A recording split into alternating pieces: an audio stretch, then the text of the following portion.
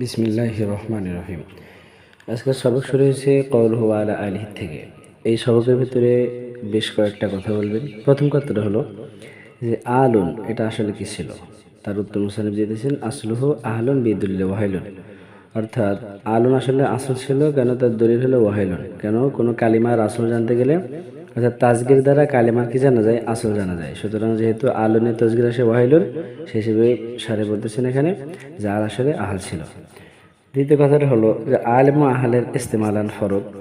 অর্থাৎ আল ওই যে মুসানে বলছেন খুস ইস্তেমালুহু ফিল আশরাফ। অর্থাৎ আলটা ইস্তেমালের ভিতরে আলেম ও আহলের ভিতরে তিনটা ফরক। আলটা ইস্তেমাল হয় জবিলুকুল, আশরাফ এবং মুজাক্কারের ক্ষেত্রে। অর্থাৎ আলকে ব্যবহার করা যাবে জবিলুকুলের ক্ষেত্রে, মুজাক্কারের ক্ষেত্রে এবং আশরাফের ক্ষেত্রে। কিন্তু আহালকে জবিলুকুল, আশরাফ আর মুজাক্কারের ক্ষেত্রে না, বরং আহাল গয়রে জবিলুকুল, গয়রে মুজাক্কার অর্থাৎ মুয়ান্নাস এবং গয়রে আশরাফের ভিতরেও ব্যবহার করা যায়। এটা হলো দুইটা ভিতরে ফরক। তৃতীয় নম্বর কথাটা হলো যে আলুন নবী।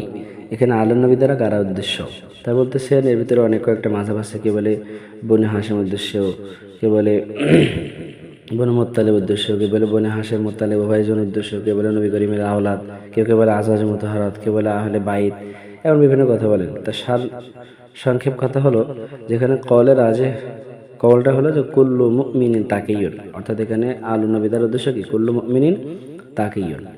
এর পরের কথাটা হলো যে ইদরাতুল মাসুম। মুসান্নিফ এখানে বলছেন যে উসকা আওলাদ কিয়া হয় মাসুম হয়। তা আমরা তো জানি আহলে সুন্নাত ওয়াল আকীদাদের বিশ্বাস বা আকীদা হলো যে নবী সাল্লাল্লাহু আলাইহি নবী করিম যারা ছিলেন তিনারাই শুধু কি তোমার হয় মানে মাসুম হয়, কিন্তু তিনি আওলাদও তো মাসুম হয় না। তো এখানে আওলাদের ক্ষেত্রে মাসুম কেন ব্যবহার করলেন? তাই এখানে উত্তর দিতেছেন আমাদের উস্তাদজি বলতেছিলেন যে ইতাতুল মাসুম এই জন্য বলছে যে আমাদের শারের রহমতুল্লাহ তিনি শিয়া মাঝহাবি অর্থাৎ শিয়ার আনুগত্য ছিলেন। তিনাদের আকীদা ছিল শিয়াই। সেই হিসেবে শিয়ারা মনে করেন যে নবী করিম সাল্লাল্লাহু আলাইহি ওয়াসাল্লাম যেমন কি মানে মাসুম, তিনারা আওলাদরা মাসুম। সেই হিসেবে তিনি এখানে মাসুম নিয়ে শব্দ নিয়ে আসছেন।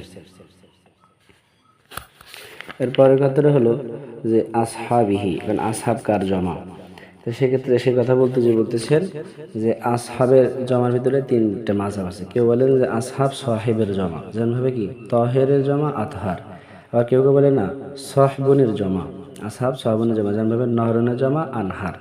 আবার কেউ কেউ বলে না সহিবনের জমা, তার মিসাল দেন যে নামিরুন, যা তার জমা সে কি আনমার। সার সংক্ষেপ কথা হলো যে সাহিবুন কন এটা কি ওই সাহাবের থেকেই মুখাফফাফ। সুতরাং সাহেবেরই জমা আসহাব। পরে কথাটা হলো যে আসহাব কাকে বলা হয়, তাই তারই বলতেছেন হুমুল মুমিনুন আল্লাযীনা আদরাকু সুহবাতান নবী সাল্লাল্লাহু আলাইহি সাল্লাম আল ঈমান। তা আমরা দেখতেছি ওই সমস্ত ঈমানদার যারা রাসূল সাল্লাল্লাহু আলাইহি ওয়াসাল্লামের সোহবত পেয়েছে ঈমানের সাথে, তারাই সাহাবী।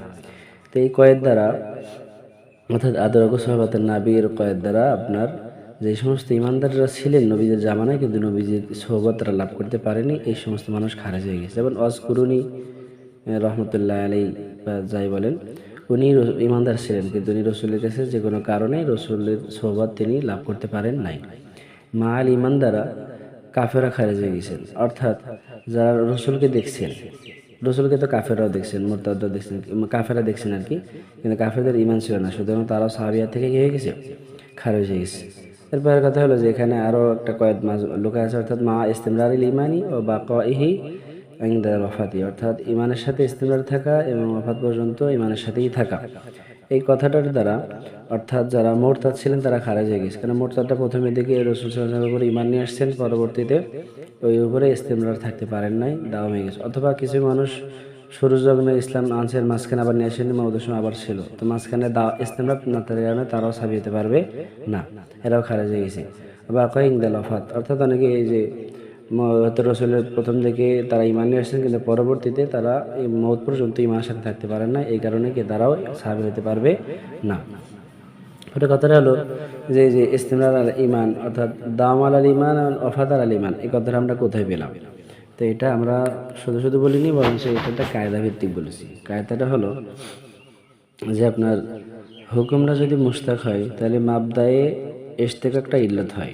অর্থাৎ এখানে মুমিনুন এটা হুকুম, হুকুম হয়েছে অর্থাৎ খবর রাখা হয়েছে, এটা যেহেতু ইশতেকাক ইমান থেকে ইশতেকাক হয়েছে, সুতরাং আল ইমান এটা হলো কি তোমার ইশতেকাক, আর ওই হুকুমটা মুমিনরা মুশতাক হয়েছে। তা সেই হিসেবে কায়দা হলো মুশতাকরা যদি হুকুম হয় তাহলে কি মাবদা ইশতেকারটা ইল্লত হয়, তাহলে আল ইমানের কি ইল্লত, আর মাবদা ইশতেকারটা ইল্লত হইলেই দাওয়াম ইস্তেমরার এটাই লাজিম।